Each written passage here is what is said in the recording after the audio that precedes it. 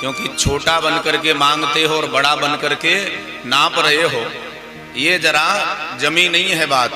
अब तो महाराज वामन भगवान प्रसन्न हो गए, बोले चिंता ना करो, आज वामन भगवान ने एक ही चरण में पूरी पृथ्वी को नाप लिया है।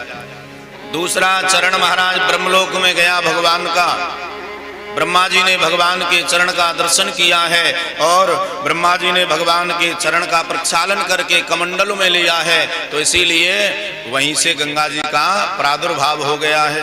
बोलिए गंगे महारानी की। महारानी गंगा का प्रादुर्भाव हुआ और अब भगवान वामन ने बलि को नाग फांस में बांध दिया है।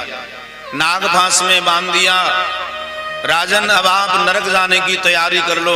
भगवान मेरा अपराध बताइए। बोले अपराध ये है कि आपने संकल्प 3 पग का किया है और यहाँ तो 2 ही पग बड़ी मुश्किल से पूरे हुए हैं, अब मैं तीसरा चरण कहाँ रखूं। आहा, नेत्र सजल हुए बलि के, हाथ जोड़ लिए हैं, भगवान से निवेदन करने लगे हैं, प्रभु एक बात आप हमें बतावें, धन बड़ा होता है कि धन का मालिक बड़ा होता है। भगवान मुस्कुराए, अरे राजन धन का क्या बड़ा होना, ये तो धन का मालिक ही बड़ा होता है। तो प्रभु एक काम करिए, आपने अभी तक मेरे धन को नापा है, आपने अभी मुझे नहीं नापा, एक काम करिए आप तीसरा चरण मेरे मस्तक पर पधरा करके आप मुझको भी नाप लीजिए महाराज। हाँ, आज भगवान प्रसन्न हुए, तीसरा चरण महाराज बलि के मस्तक पर धारण कराया है और ज्यों भगवान के चरण का स्पर्श हुआ है, बलि के शरीर में रोमांच होने लगा, नेत्रों से अश्रु झरझर बहने लगे हैं, हाथ जोड़ करके भगवान के सामने खड़े हैं। वामन भगवान ने कहा, बलि मैं तुमसे बड़ा प्रसन्न हूं, वरदान मांगो। महाराज बलि मन में विचार कर रहे हैं, थोड़ी देर पहले जो मेरे दर पर भिखारी बन के आया था, मैं उससे भला क्या मांगूं, परंतु मन में इच्छा है कि मैं इंद्र बन जाऊं। बलि ने कहा, प्रभु मुझे कुछ नहीं चाहिए। नहीं नहीं बलि आप वरदान मांगिए। बलि बार बार मना करता है, इंद्र बनने की इच्छा है, परंतु भगवान ने अपनी ओर से महाराज बलि को पाताल का राज्य दिया है कि नर चाही ना होत है, हरि चाही तत्काल, जान चहे बैकुंठ में भेज दियो पाताल। पाताल का राज्य दिया है।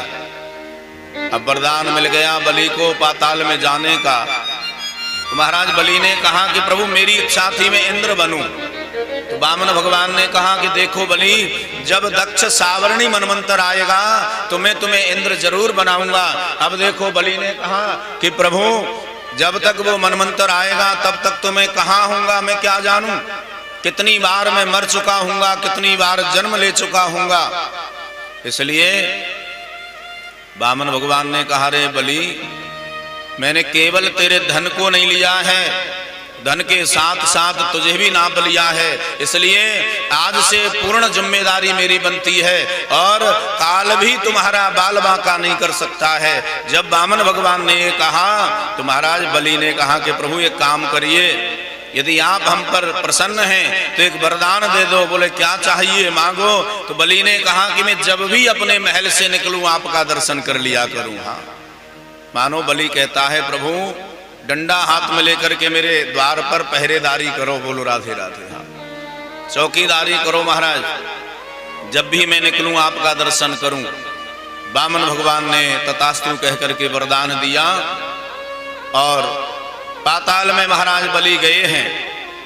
हाथ में डंडा लेकर के भगवान उसके द्वार पर पहरा लगाते हैं। जब भी बलि अपने भवन से निकलते हैं भगवान का दर्शन कर रहे हैं। कितना अद्भुत सौभाग्य महाराज बलि को प्राप्त हुआ है।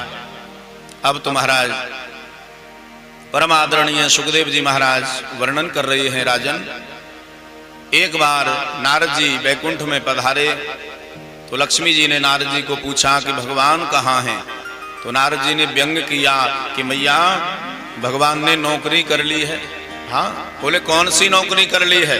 बोले भगवान चौकीदार बन गए हैं। बोले कहाँ? बोले बलि के द्वार पर। महारानी लक्ष्मी गई, रक्षाबंधन का समय निकट आया और बलि के कर कमल पर रक्षा विधान किया है। बलि प्रसन्न हो गया, बहन क्या चाहती हो, वरदान मांगो। तो महारानी लक्ष्मी ने कहा कि भैया जब मैं अभी आई ना तुम्हारे घर, तो तुम्हारे द्वार पर जो द्वारपाल है ना, बड़ा नन्हा सा प्यारा सा सावरा सलोना है, वो मुझे बहुत पसंद आया है। एक काम करिए, उस चौकीदार को आप मुझे दे दो।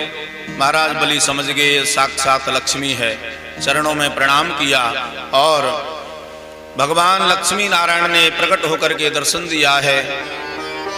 एक रूप से आज भी भगवान बलि के यहाँ पहरा लगा रहे हैं, एक रूप से भगवान लक्ष्मी जी को लेकर के बैकुंठ में आ गए। वर्णन तो ऐसा भी आता है कि जब भगवान बलि के यहाँ पहरा लगा रहे थे तो उस समय लंका का जो राजा रावण है ना, बलि से युद्ध करने के लिए गया। तो वामन भगवान ने समझा दिया, परंतु नहीं माना। बार बार समझाने के बाद भी बार बार वो पाताल में गया।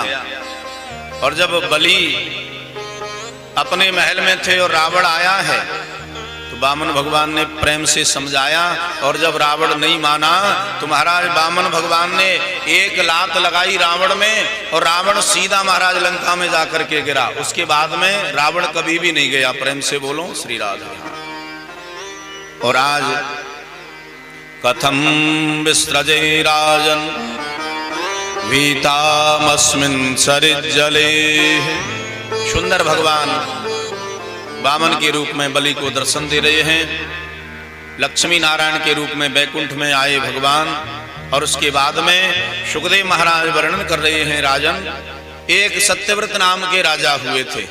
वो महाराज समुद्र में स्नान कर रहे थे और स्नान करते करते जब भगवान सूर्य को अर्घ देने लगे तो उनके हाथों में छोटी सी मछली आ गई। मछली आकर के राजा से निवेदन करने लगी, हे राजन मैं इस जल में असुरक्षित हूँ, इस जल में बड़े बड़े जीव जंतु रहते हैं, मुझे खा जाएंगे, मुझे बहुत डर लग रहा है, आप मुझे सुरक्षित स्थान पर पहुंचाइए।